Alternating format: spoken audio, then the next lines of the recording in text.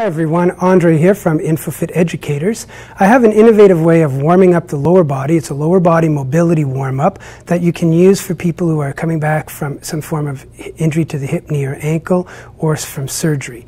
And if you don't have a treadmill or an elliptical or a rower to use, this would be a good way that you can warm up your client's lower body. First, you start marching on the spot. Then you ask them to start marching onto their heels.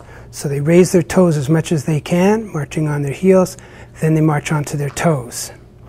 Now you have control over how long they march for, usually about 8 steps worth, then back on the heels and then you march them forward. Small steps, their knees almost lock out, and then they walk backwards.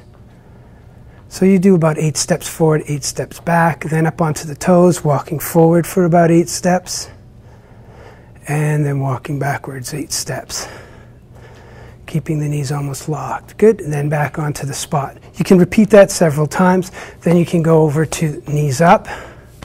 Now, one of the things you'll need to bear in mind is that the individual coming back from any form of surgery or injury can only maybe lift so much, but the idea is you want them to eventually get to this higher knee area. Then heels back, heels trying to touch the hands. And then on the spot, feet stabilize, down you go into a squat. You can do about 8 of these. The hands don't have to go out. The hands can stay on the hips. The hands can cross over. They don't have to go as deep. It's whatever the client is capable of doing at that moment. Then widen the stance, and then you get them doing side-to-side steps. So we're getting that lateral force reaction on the knees. Then from there you can start getting them to do a little bit of balance and almost a skating motion. The hands do not have to be up in front like this, they can be on the hips. Then as they get better at that, they can drop down a bit, reaching over. Good.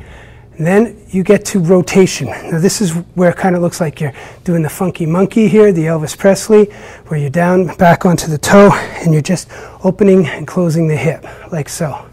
Then put the heel out, same thing in front. Maybe 8 of those, then switch sides. Opening up the hip, getting the internal, external hip rotators involved, then the heel.